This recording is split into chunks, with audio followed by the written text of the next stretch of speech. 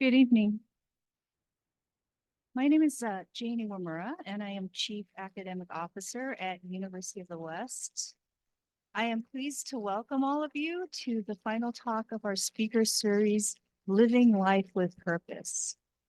The series is part of a joint collaboration with University of Delaware's Horn Entrepreneurship program. And we began the series this fall with two wonderful speakers. We had Duda Baldwin, who is a life coach and counselor, and she spoke on Lead with Compassion, the right path to success. And that was followed by John Brady, who is executive director of the Asian Legacy Library. John's and talked about entrepreneurship with a Buddhist toolkit.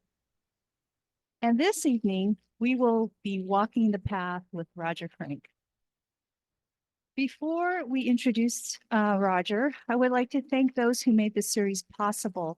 Our appreciation to our partners in this endeavor, Dr. Dan Freeman, who's founding director of University of Delaware Horn Entrepreneurship, Charlie Horn, who's an entrepreneur and founder of Horn Entrepreneurship, and at University of the West, Dr. Min Hua Ta, who's our president, Dr. Maroz Shakya, Chair of Religious Studies, Dr. Bill Chen, Chair of Business Administration, and we give a special thanks out to Dr. Darwee Long and Song Wang, who provided the translation or transcript for this evening's talk.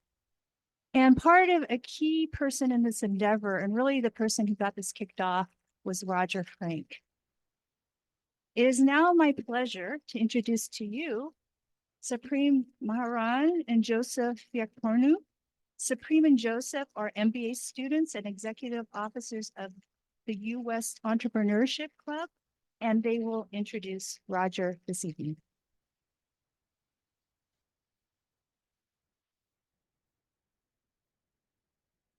Thank you, Dr. Zen Iwamura.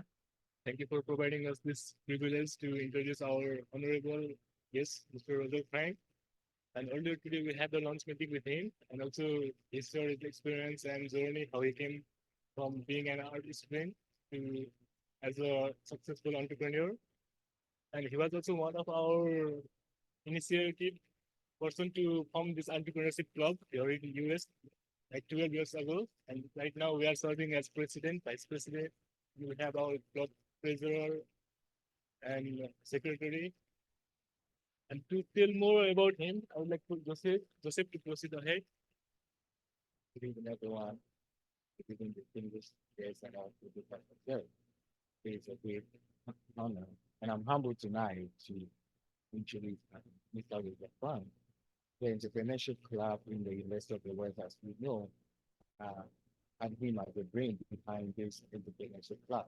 And this club was started in 2012, which Mr. Roger Frank happened to be the first speaker of the Entrepreneurship Club in the University of the West. Mr. Roger Frank is an executive vice president of Alice, founder and managing director, Innova Advisor Company.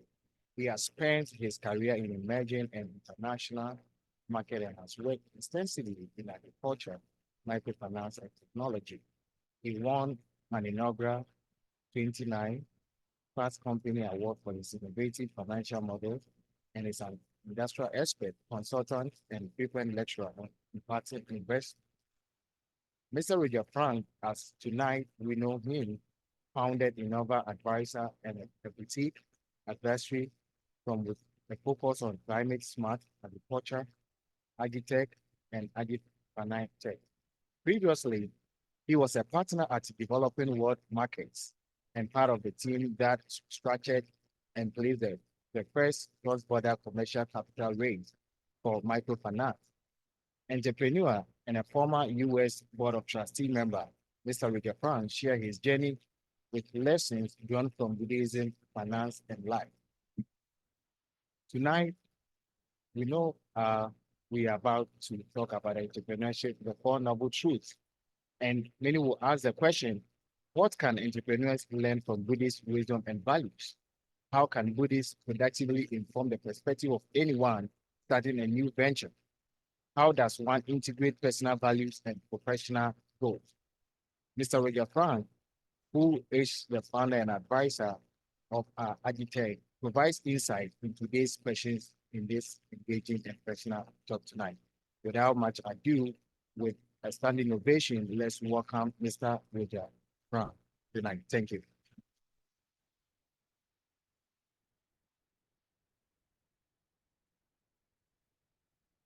Wow, he sounds like an interesting guy. I hope I get to meet him one day. Um, let me make sure all these are working. Here we go. I want to start out by, first of all, thanking everybody, and Jay and I appreciate the diligent shopping list. I want to make sure I get everybody right, but I also want to blame you. Why do I want to blame Jane? Because when I had the idea and the brainstorm for this, as you've heard, we had two very successful lectures in the fall, and the idea came up of how do we continue it? How do we build the momentum? Because I think it's a pretty interesting topic around the noble truths and entrepreneurship and the mindset of entrepreneurs in Buddhism. When she was explaining who she thought might be a good speaker, I found myself very interested and surprised when she actually suggested I speak. And the reason I'm blaming you, Jane, is because it was a chance to take all the ideas that have been kind of going around my head and putting them down and saying, yes, I really feel this way. No, I don't. And to shape the thoughts, but put them into a context that we can actually try to build something around the Four Noble Truths of entrepreneurship and the Buddhist mindset. So the spelling mistake that you're seeing there is intentional. This is a very brief introduction, and I thought just give a little background about why am I here and what's the common theme. As you've noted, with thanks to Charlie Horn and Dan Freeman, I've been involved with the University of Delaware, my alma mater, entrepreneurship program. And as you've heard, I've also served for many years on the board here at University of the West. So I've been in this space of entrepreneurs and Buddhists for a number of years. And I put myself in the middle because talking to Charlie and talking to Dan and talking to my other entrepreneurial friends and being part of the Buddhist community, which I've been for a number of years since my affiliation with the university, maybe just sort of wake up one day and say, I think there might be some overlap, which I'll share in a moment. But that's me right in the middle between the University of Delaware and what I learned there in the Horn Entrepreneurship Program and University of the West. That's me in Saudi Arabia. I've been living there for the last year. And as I was putting this together, I was amused to see that the blue hens of Delaware didn't seem to necessarily like the toppings of Saudi, but that's just my own inside joke. So that's why I'm here. I'm sort of at the intersection of these different worlds. I thought I'd start out just talking about who I am a little bit and the experiences that shaped me. Because my journey towards being an entrepreneur is really one I never anticipated or expected. But, it starts out in New Jersey. And the nice thing, I was born in New Jersey. When you're from New Jersey, you can't have a big ego because you have to go through life saying, I'm from New Jersey. And when you're from New Jersey, you get used to suffering because it's the butt of all the jokes. So without knowing it, being born in New Jersey was great training to be a Buddhist because you start out with the premise, we're here to suffer. And that's kind of what New Jerseyans are good at. Moving down here, that's the rabbi at the local synagogue with, of course, Dr. Martin Luther King. And I was very privileged to grow up in a liberal Jewish community in the 60s. And the rabbi not only invited Dr. King, but he invited Gloria Steinem to speak about feminism. He invited Pete Seeger to talk about social justice. So, as an adolescent, as a young teenager, to hear these speakers and the issues that they were addressing on the world stage really became a critical part of my own DNA, and I didn't even know it. This was kind of my normal, that you hear global leaders speaking about global problems, and you need to walk down the street 5 minutes from your home. The next image as we move across is sort of supposed to be a coloring. And as you'll see, I'm not very good at coloring in the line. I like to take risks. I've had a lot of adventures in my life. To me, being an entrepreneur is a way of thinking. It's not just necessarily about starting businesses. But over the course of the time that we have together, I want to talk a little bit about where I've colored outside the lines and what it's meant in terms of opportunities. Entrepreneurs and the spelling of entrepreneurs. I'll talk about a variety of my ventures. The first sort of big one I did was at the age of 16 or 17 in high school. I couldn't even spell the word entrepreneur. I didn't know what an entrepreneur was. But, as I go back and look at my own history, it's clear that was just part of my DNA. Moving to the lower left, that's me, very thoughtful. I'm a pretty social person, engaging, but I do spend a lot of time thinking about things and using quiet time, turning the phone off and looking out the window and just thinking about not necessarily the world, but what's going on, both for me personally, but what are the problems, what are the challenges of the world? The next image is me at an event at the temple. I call myself a backdoor Buddhist. What do I mean by that? When I became involved with the university and learned actually the formal teachings of Buddhism, it was really an aha moment. It wasn't like I became a Buddhist, it was like I already was one. But now I began to learn the vocabulary and the framework of it. And of course, I've done a lot of work over the years since, but it was really an aha moment. The lower right, this is one of my current projects. That's the Minister of Investments in Saudi Arabia, probably one of the most powerful people in the world. So over the next little bit of time we have together, I want to share with you sort of my ventures and how I view them in the Buddhist context.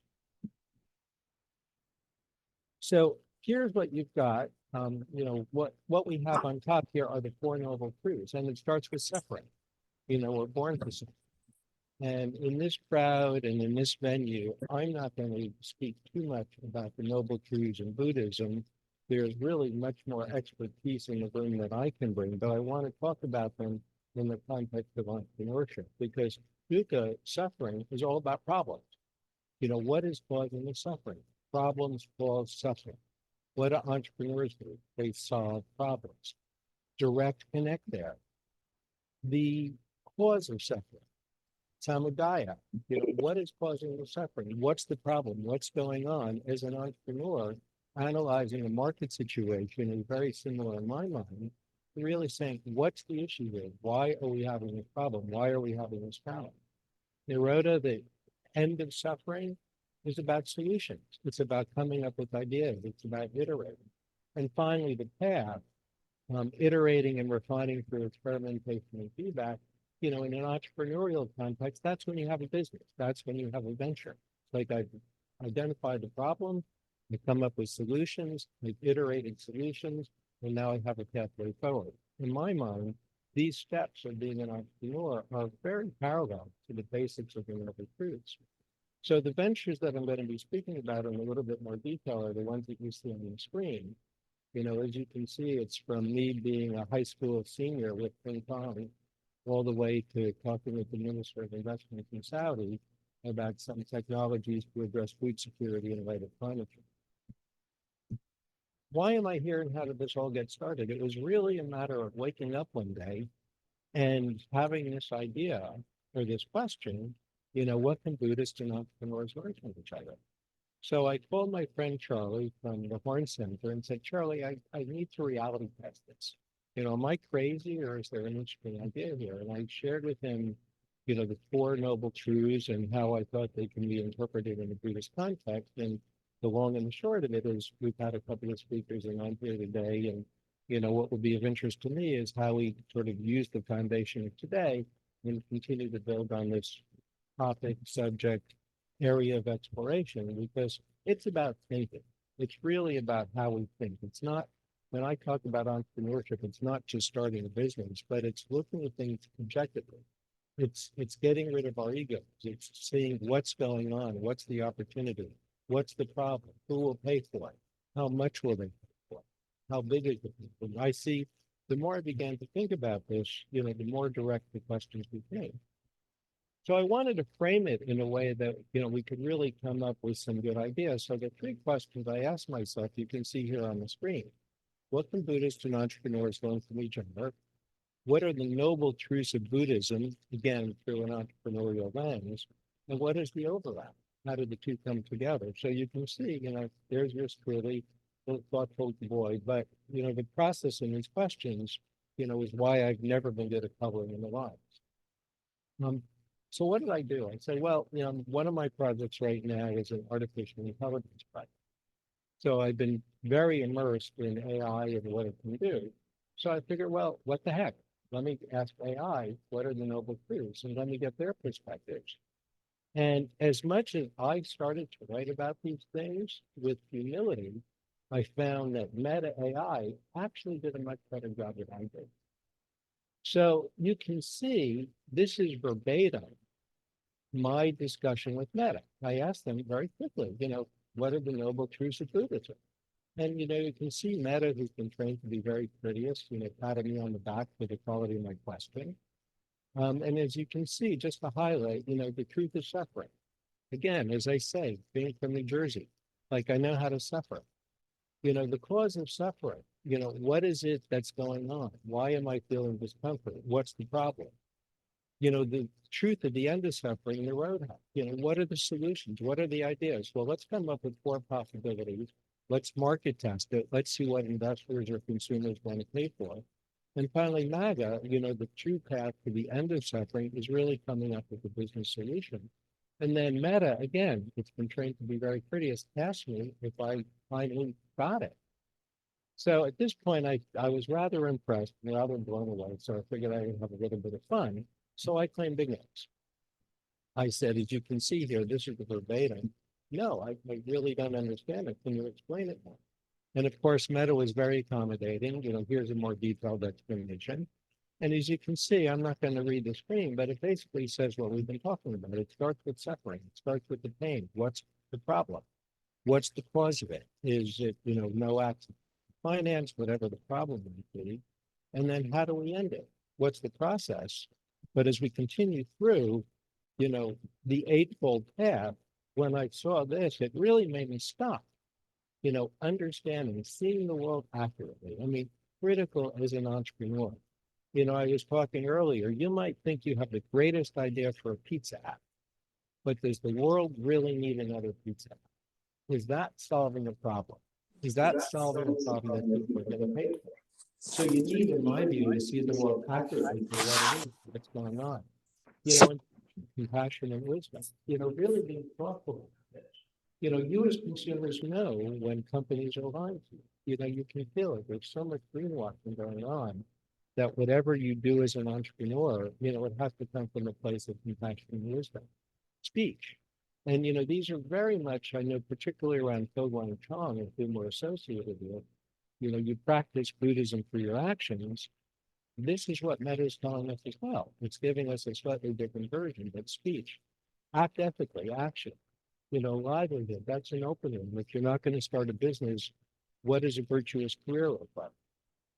Effort, mindfulness, and concentration. I mean, it takes a lot of work to develop these ideas, test them, approach them with humility. Mindfulness, again, what's going on? Is this a good idea? Is it my ego? How do I check my ego at the door and really think about what the opportunity is? And finally, concentration. I mean, it takes a lot of work. It takes a lot of thought. It takes a lot of insight.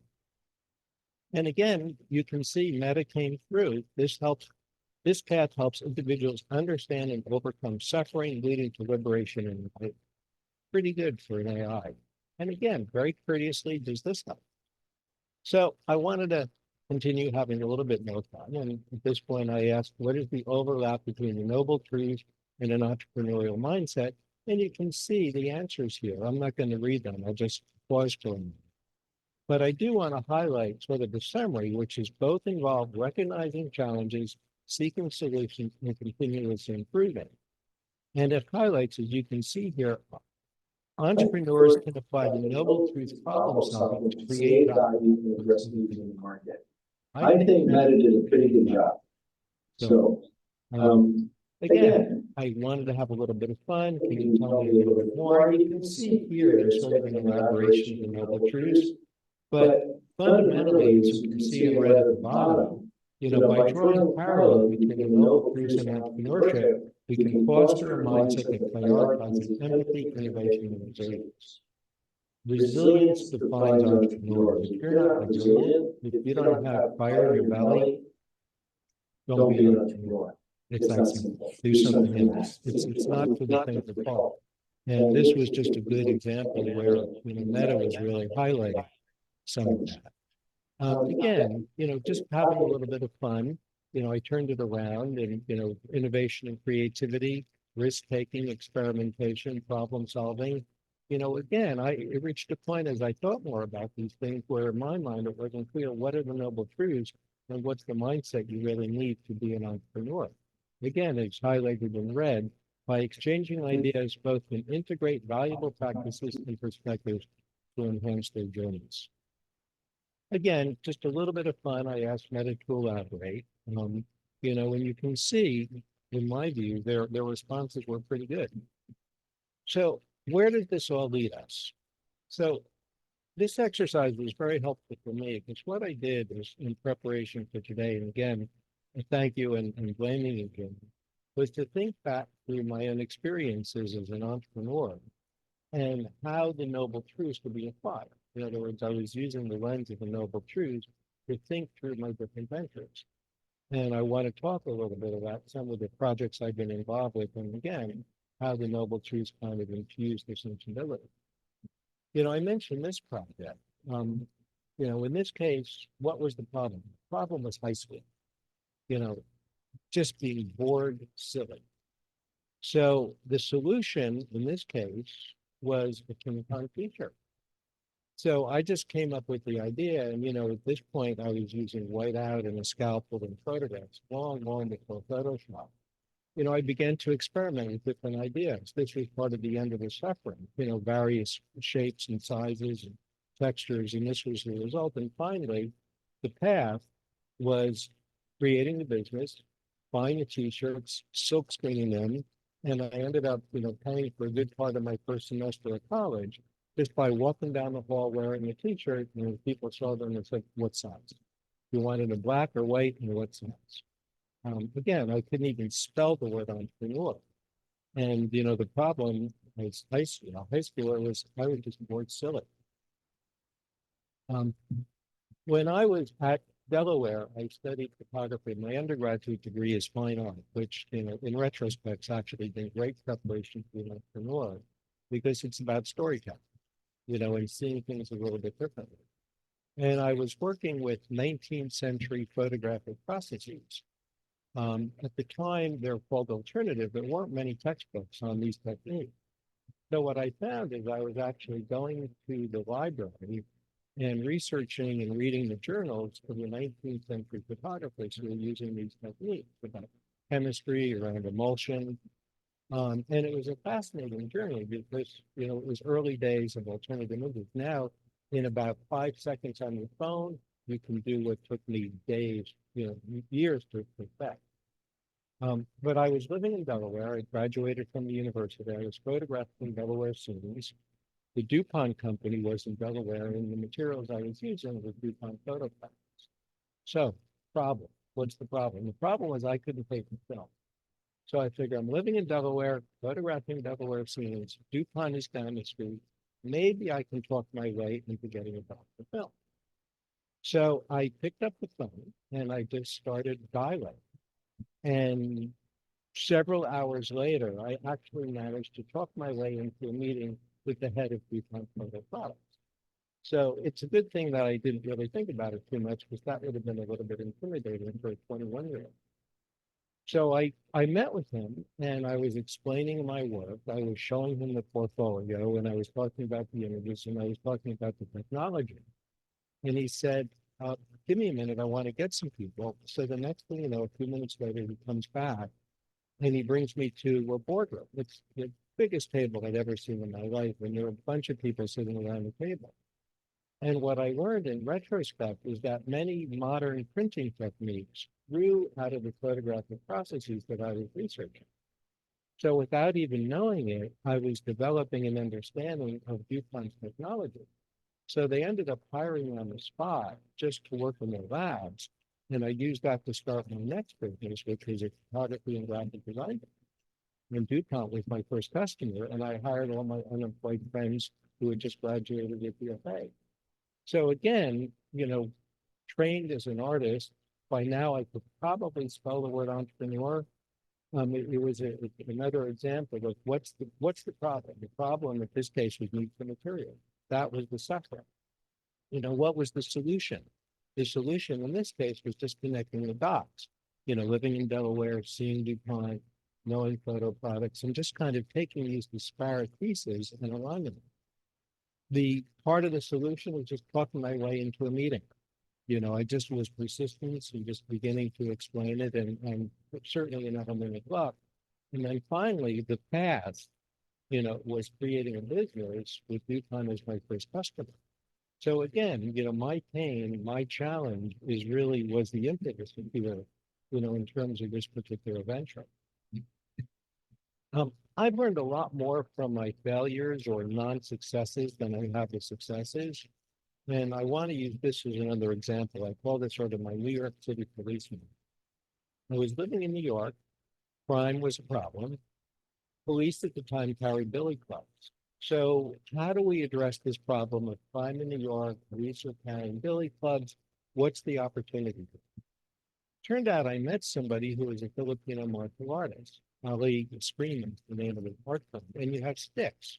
So you've got two sticks. And interestingly enough, it came out of the Philippines when the Spaniards took over the Philippines and didn't allow martial arts. They would turn it into dance. So the dance became the way that they learned martial arts. So again, New York City, what's the problem? The problem is crime. The opportunity is because we can protect ourselves with these billy clubs.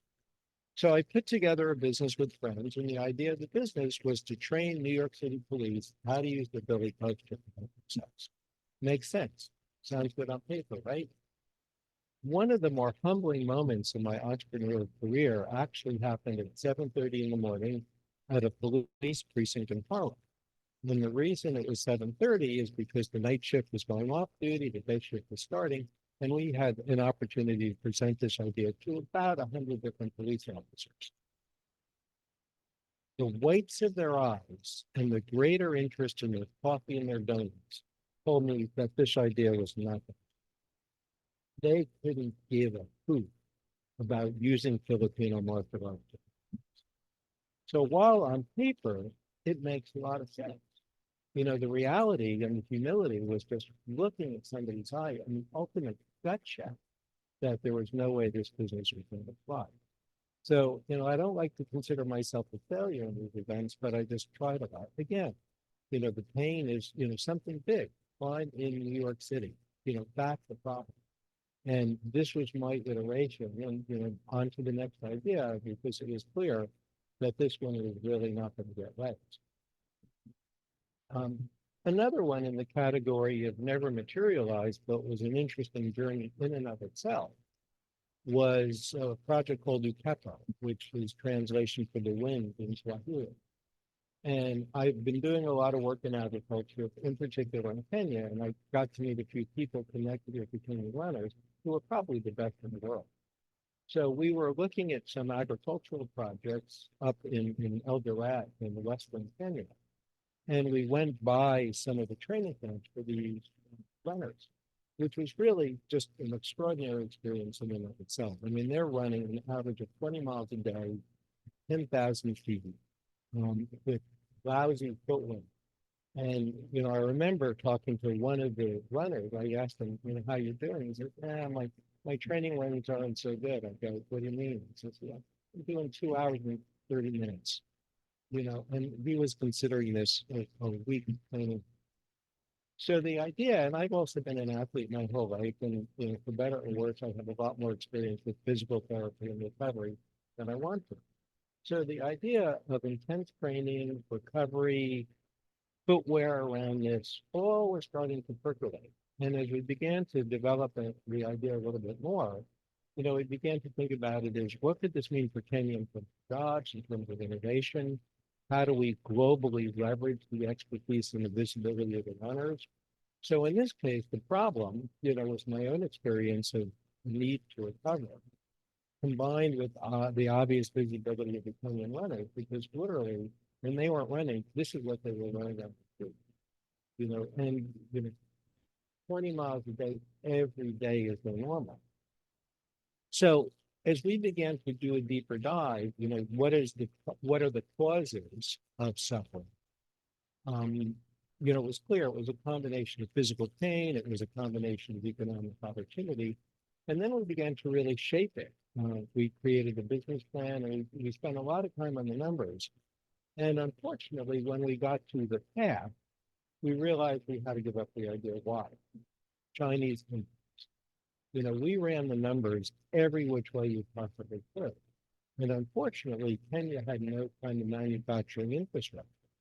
So as much as we liked the idea, as much as we thought it would create jobs, it would open up economic opportunities, the economic challenges, i.e. the price points of shoes, were nothing that we could do in Kenya to match the Chinese. So again, objectively thinking about an opportunity without any kind of ego, because wouldn't that have been cool? Hanging out with these great runners, being visible around the world, but it just didn't make any business sense. So you can see, this was on the lower left, that's actually the Kenya thing. And this was the footwear. This is what these people are using for their marathon. It just, it hurts my feet when I look at this. So a bit of a pivot, because they're, in very broad terms, there's entrepreneurs, within corporations and how they're thinking. There are entrepreneurs who start businesses. I like to call myself a capital markets entrepreneur. And what do I mean by that? When you begin to think about the world, we all know the multitude of problems we have, whether it's food security, whether it's climate change, whether it's housing, the list goes on and on and on. And if you add up all the philanthropy in the world, it's less than 1% of capital markets. There's just not enough money in the world to use philanthropy and donations to address many of these problems. So what's the solution? The solution is capital markets, the equity and the debt, which dwarf anything that you see in philanthropy. And I do a lot of public speaking on this topic, and one of my favorite tunes is Romance Without Finance Ain't Got No Chance. Why do I use that? For the simple reason, if we don't have access to capital, if we don't have access to finance, we're never going to solve any of these global problems. So we need to think big. We need to think about returns. We need to think about risk management. We need to think about investments that people can make that actually address some of these opportunities and challenges. So in the context of the Noble Truths, what's the problem? The problem is large scale of funding is needed to address the global challenges. Part of the suffering or part of the cause is that there's just not enough philanthropy. We need the capital markets. Part of the solution is coming up with innovative financial structures which mitigate the risk and provide enough of a financial return. And then finally, the path is continuing to be real. So this is kind of a high-level overview, but the first time that I really put this to work was with the first microfinance. Microfinance really, they're unregulated banks, mostly in emerging markets. Most of the borrowers are women. A lot of the use of proceeds is for agriculture, and historically, it was always funded through philanthropy. I had the very good fortune to be part of the team that actually structured and placed the first commercial microfinance fund. So we raised about $100 million, and I spent about 4 years literally traveling the globe, working with entrepreneurs, mostly women in their home countries, doing on-site visits, seeing the kind of work they were doing.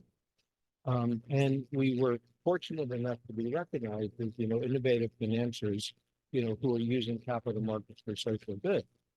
But again, in this case, let's look at through the perspective or the lens of the Noble Truths.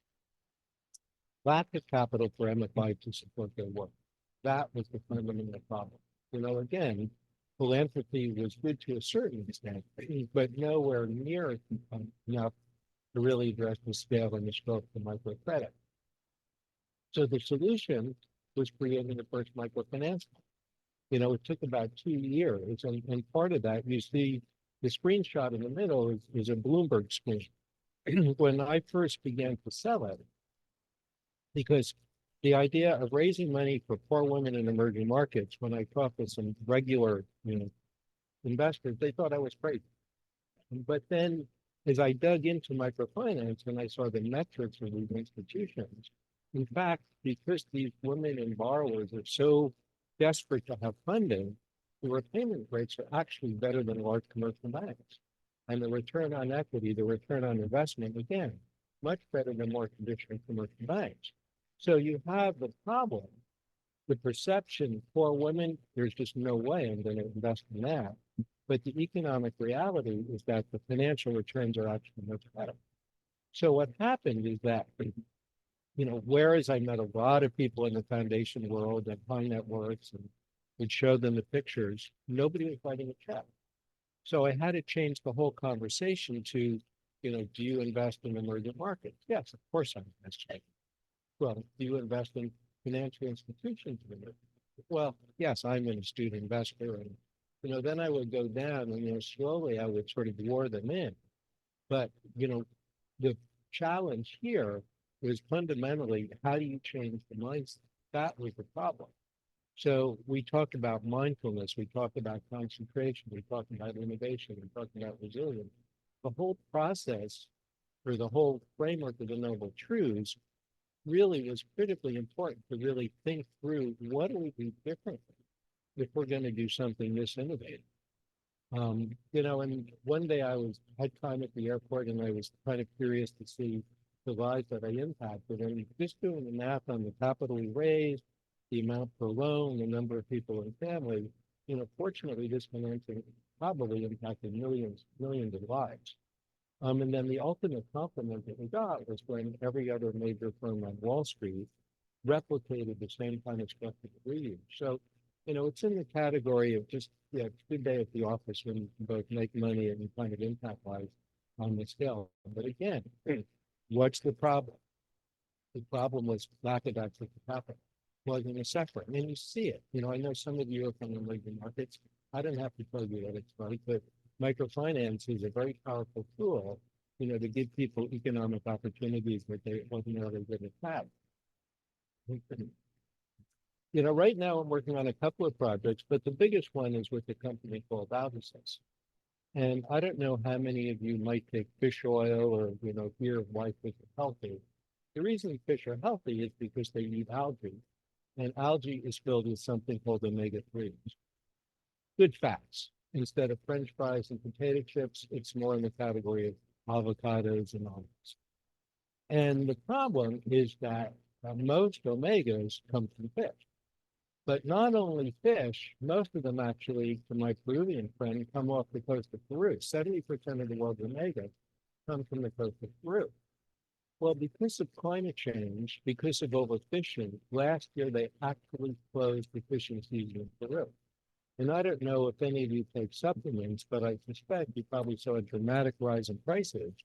This fish oil, which was about $2,000 a year ago, is now selling for over $6,500 a ton.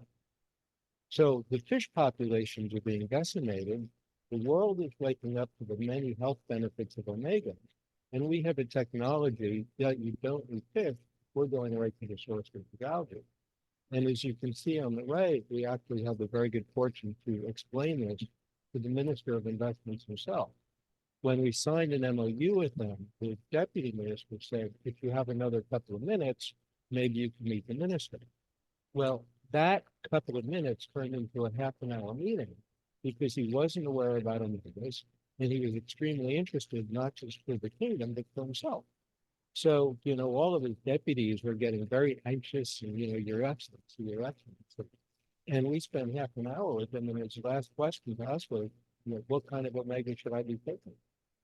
So, you can see in my own journey from a high school senior from New Jersey, bored out of their mind, to talking with the Minister of Investments in Saudi Arabia. It's been an incredible journey. But looking at it through the lens of the Noble Truths really has just given me a lot of insight and a lot of perspective, because as I think about new ventures like one I'm working on now with the AI and the law, I'm still doing some work in Africa. There are incredible opportunities, but again, I could no longer see the difference between the Buddhist teachings and the way to approach the world and entrepreneurship. And again, it's not just about starting businesses. Whatever you end up doing, it's about approaching that mindset, which, I found so critical. And I want to end here. You're probably asking, what's Chiplets doing on its team? Because I've not talked about chitlins. And if you haven't tried any of them, they're delicious. But the reason I share this is because when I was getting my MBA from NYU, my favorite class was on entrepreneurship. I didn't realize it at the time, but I just kind of had a feeling that that was where I belonged. And it was a very elderly, seasoned teacher who would invite different entrepreneurs in to talk about their businesses. And this particular class, the speaker was a gentleman named Richard Lamato, who founded or invented the chiplet.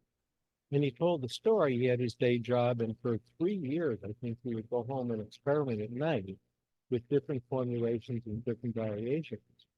And he was giving it a market test. And to his great credit, he was able to convince Madison Square Garden to stock up on chiplets for the National Invitational Tournament. Big basketball tournament, lasts a couple of days. Well, by the end of the first half of the first game, they had sold out all of it. Obviously, a resounding success. The market spoke in volumes about their need and their interest in this product. And one of my fellow students, a typical kind of, type A, MBA, what's going on here, asked Richard, how did that make you feel? And I'll never forget this moment. He paused, he was very thoughtful, and you can tell he was deeply thinking about it. And he said 2 words, which I remember and carry with me all the time. It was quite simply good karma. So I'm going to end there with good karma, and thank you all for your time and attention. Yeah. And I'm happy to answer any questions.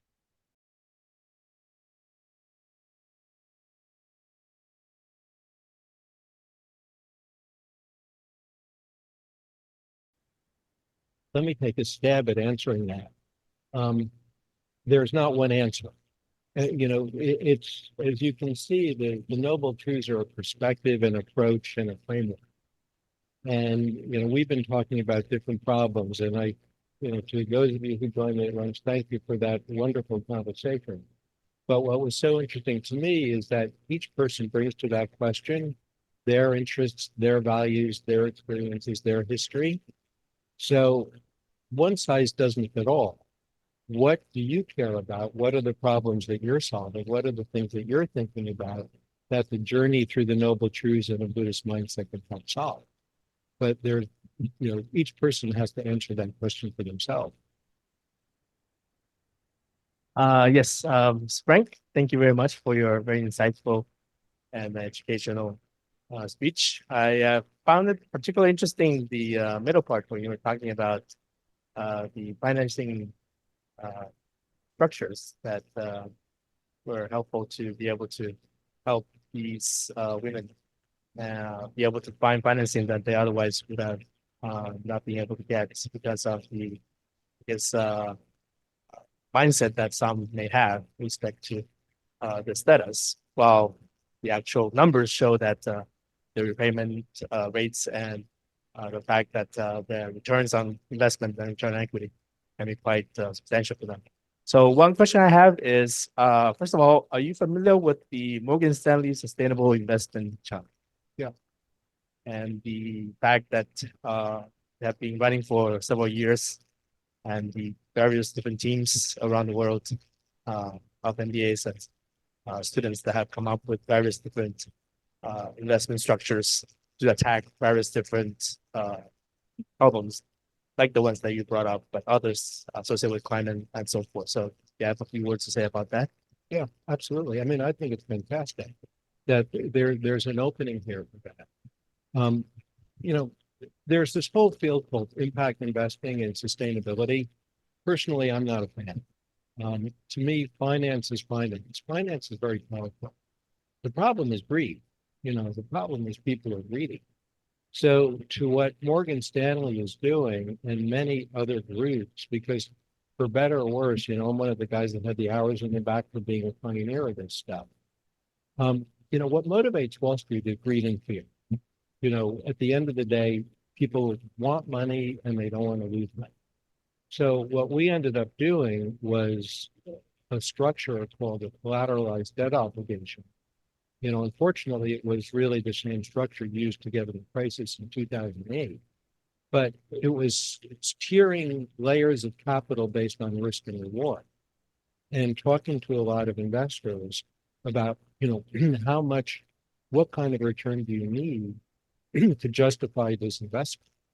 We didn't sit in our ivory tower and say, hello world, here's the bomb.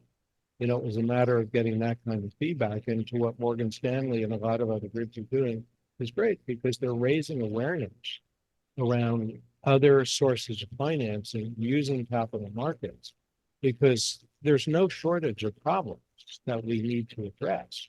The problem is capital. Nobody disagrees with food security. Climate change, I know, is a little bit more loaded, but we need big dollars to pay for this. And the fact that institutions like Morgan Stanley are supporting it, I think is terrific. Actually, Dinesh actually articulated his question. So thank you for doing that, Dinesh. What kind of business do we need to do in order to make our karma strong? Oh, that's a tough one. There are a few ways to answer. The United Nations has come up with a framework called the Sustainable Development Goals, and there are 17 of them, which include things like no poverty, climate change, good livelihoods. They become kind of a de facto metric. Ultimately, it's kind of a gut check. Sort of what's pornography? People kind of know it when they see it, but can't quite describe it. I use the SDGs, the Sustainable Development Goals, as a framework because they've kind of quantified the good things, but you begin to think about Buddhist values and compassion and wisdom, acting ethically. I mean, there was nothing industry specific on what I think. It's a more open approach. So I'll give you an example. I met every year the Wall Street Journal has a contest of the best places to work. And the family that judges that used to have a very successful auto parts business in Chicago. And they told the story of what they would do is during the summers, they would have camps for the kids. During the winters, they would have after school programs. And they were very committed to treating their customers, their employees, and their investors with kindness and respect. Hugely successful business based on how people are dealing with each other. You know what their cost was for human resources and training? 0. Nobody quit. You didn't need to teach anything when somebody new came in. So here's an example which I'd like to highlight of just doing the right thing in terms of how you're interacting with people, produce good economic results. In my mind, that's a Buddhist, it's showing compassion, it's showing wisdom. So my answer to that specific question is this isn't auto parts business. You don't think of that as being a Buddhist business, but yet the way it was run was showing compassion and wisdom. Thank you, Roger. Oh, yeah, many questions. My question about culture and entrepreneurship. You talked about the Buddhism and entrepreneurship. So my thinking is, you have worked in the U.S. Western culture, you work in Asia, you work in Middle East as well. How cultures are related with entrepreneurship? Is there anything that may prevent a specific group of society less innovative, less entrepreneurship? That's a great question. I've had a front row seat to that. I'm going to give you an example. I've done a lot of work in Eastern Europe, and the cultural mindset between Hungary and Poland is dramatic.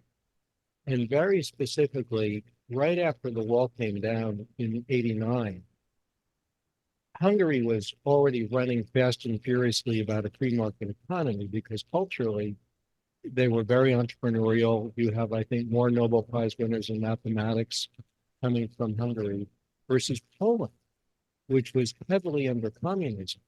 And there was no sense of what you can do as an entrepreneur. We talked about Cambodia earlier. I've done work in Cambodia, and that's a culture that's slowly starting to wake up.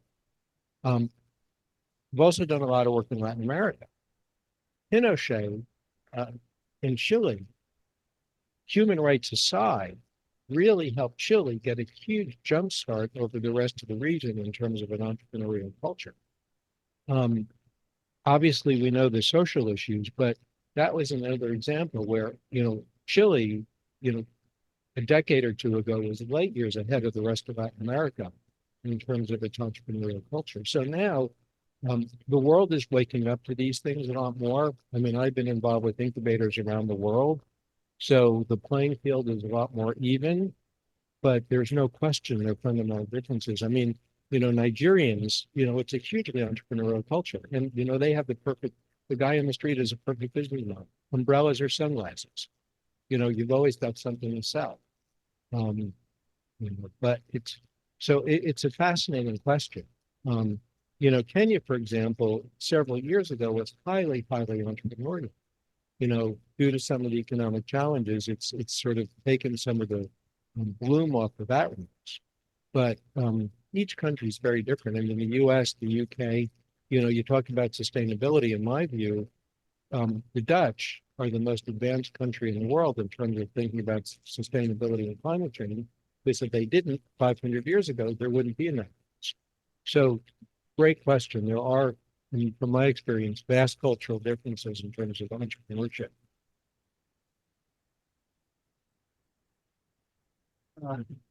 Thank you.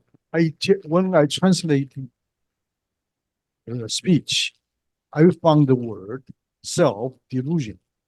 I feel a little bit curious about it. And could you explain in what perspective you believe that entrepreneurs sometimes were self-delusioned?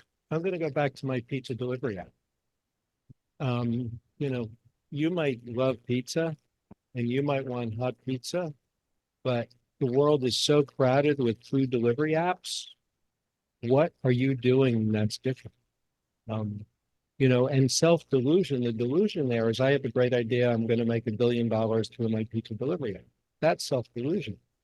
The Buddhist perspective is saying, this is not really a problem. Many people have solved this. And it's honestly looking and saying, I don't have anything that I can add. Maybe if I do an AI analytics to improve delivery time by 2 minutes, then I have something different, an AI-sponsored pizza delivery app. That's interesting, conceptually. But what does that mean in terms of execution? So the idea sounds good. Ooh, AI pizza delivery app. But you look at the operations, and I've fallen in love with chief operating officers because, ideas are cheap. I mean, ideas are on a napkin. In fact, once I was almost thrown off the stage for speaking at an entrepreneurship conference saying I hate entrepreneurs. And then I came back and said, give me a chief operating officer any day. So the self-delusion is thinking you might have something that the world needs, but you're talking to yourself. That's where you really need that objectivity and that honesty. And check your ego at the door. Sorry? Unrealistic. I mean, ultimately it becomes simple. Am I solving a problem? Will people pay for it? How much will they pay for it? Is it scalable? Can I execute a solution? Do I have the technology? Do I have the materials? So it's really being self-critical, self-aware. And again, this is where the Buddhist teachings are so valuable because you're living in the moment. You're not struck by the past. I mean, my Buddhist moment when I was staring at the 100 police officers who couldn't care about what I was doing, that was a profound moment, because there was no room for self-delusion. I thought I had a great idea, but the reality was it wasn't. It was only a great idea in my head and the head of my colleagues. So it's that kind of brutal self-honesty which is critical. And that's again where the noble truths in my mind in an entrepreneur just it's deeply, deeply compatible with mine.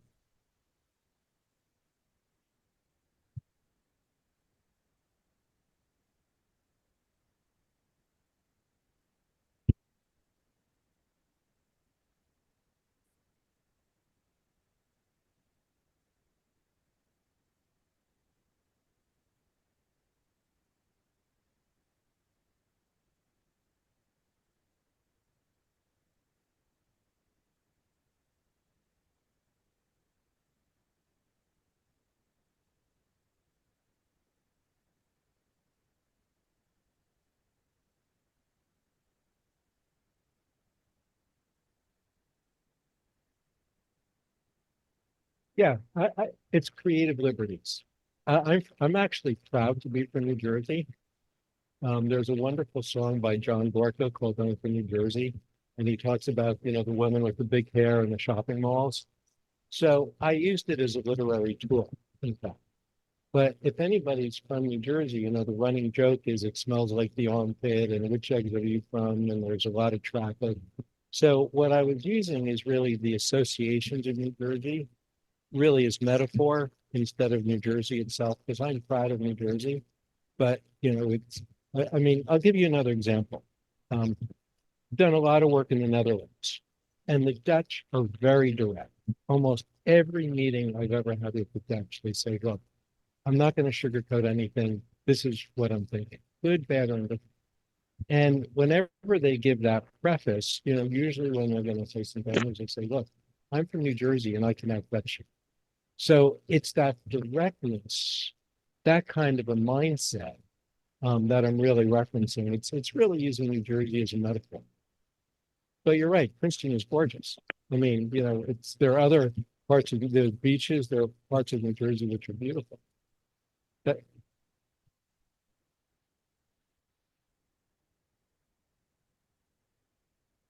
exit 15 on the New Jersey Turnpike, that used to be pig farms. I'm just going to follow up on the earlier question, Dr. Len, about the illusional entrepreneurship versus the modern current entrepreneurship. I think earlier capitalist societies, when they really make something, they made something whatever fascinated them, and they hired highly paid salespeople to force people to buy it whether they need it or they don't need it. However, when I was in graduate school, when marketing was beginning to be introduced, they said that's too hard to do. Try to convince people to buy something they don't want. So the marketing came up much later, and the concept is if there's no problem your product is going to solve, don't make it, or just make one for yourself. It says that the students can be out. Find a product people are looking for and no one else is making it. Be fast and make it before other people. Make sure where the target customer is here and make sure how much they can afford. If you can make it in product, they can pay for it. And then make sure you put it in stores where they shop, because highly expensive rich people are not going to Walmart. So you put in Beverly Hills. And then finally, even promotion. People at my age, generally, they look newspaper and TV for information. The young generation look at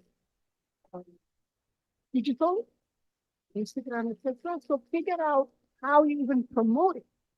So that the modern business is why young people have now all of a sudden become billionaires and they just completely made us forget million, is because they follow this principle. And so I think the delusional was an old school in business world that I think with due respect, I'm just adding to what your answer was, because it's something that we address in marketing. Because students, entrepreneurship is good, but don't make something that nobody. Thank you. Yeah, it does. I mean, there's sort of a phrase in Silicon Valley, I think it might be attributed to Mark Zuckerberg, but move fast and break things. Try a lot, iterate a lot. It's not failure, it's just an iteration. Other questions or comments?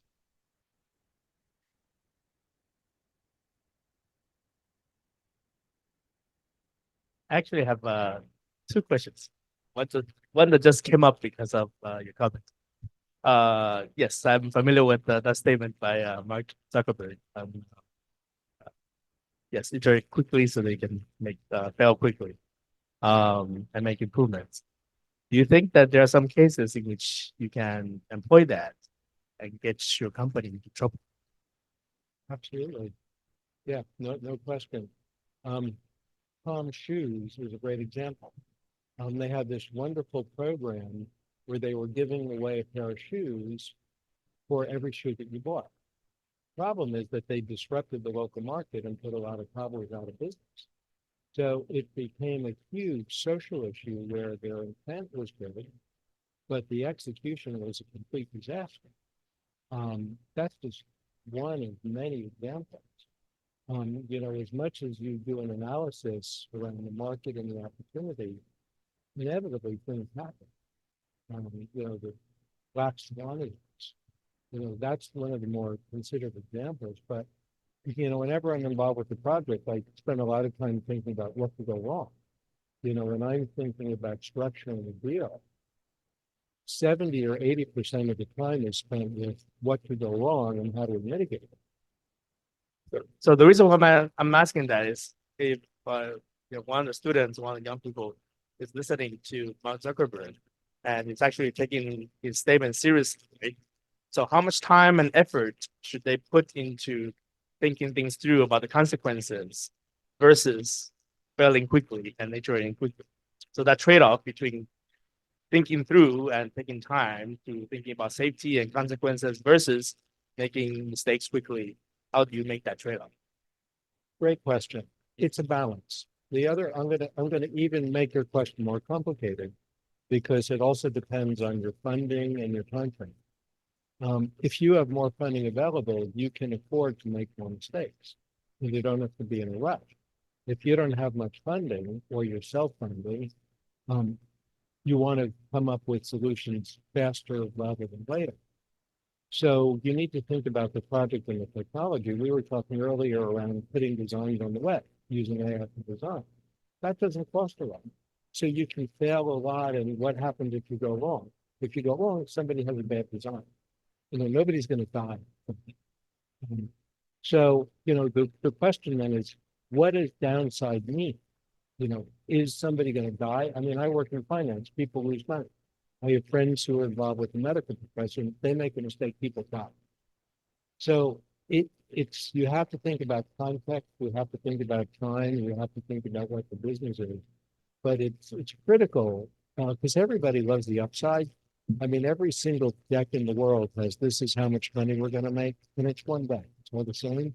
But very few people think about the downside and the risk. And it's a terrific question because people need to think more, and that might expose vulnerabilities for these ideas or sharpen the idea and make it better on the upside. Thank you. I think your explanation regarding the Four Noble Truths is showing the different stages of the entrepreneur that must go through, and they should not be surprised of the suffering and knowing how to resolve the suffering to become a successful entrepreneur. This my question coming from a Buddhist perspective. Yes, after you become an entrepreneur, when would the Buddhist philosophy kick in terms of cultivating a responsible entrepreneur? That I want to know. For example, I see there are more and more companies. In the past, you can buy a refrigerator that lasts for 50 years. Now you have this fancy refrigerator that is only lasts for 6 months. And not just a refrigerator. You can have many products now, looks so nice, but their life expectancy is only less than a year. that's what I see as a responsible product.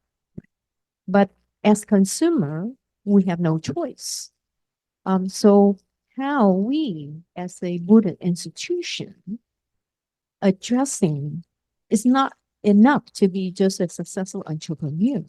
How can we cultivate responsible entrepreneur? Because this failure of this technology is not only impact the consumer, but it's also impact the environment because we have more junk to free up the earth. So that's my question. We need to figure that one out together.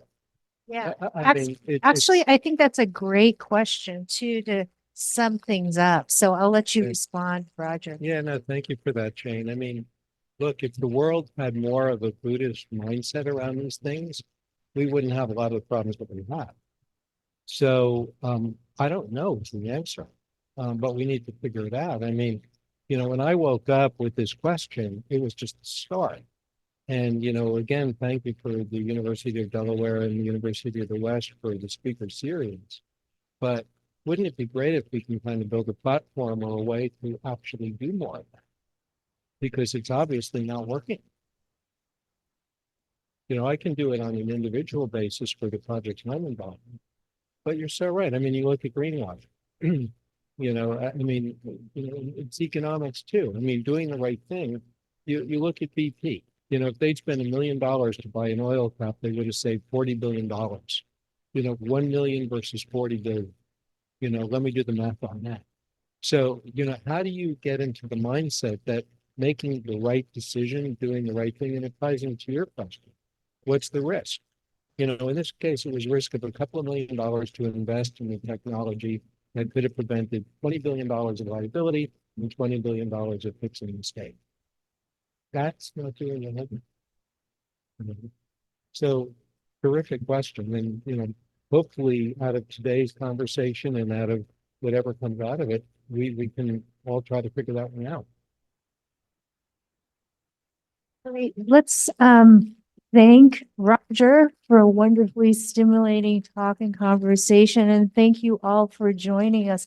And hopefully we can, you know, jump off of this and cultivate, you know, this relationship about ethical entrepreneurship, about the process of learning from Buddhism as far as to be a good entrepreneur, not only in creating a business effectively, but being a good entrepreneur, a responsible one. So thank you all. Thank you.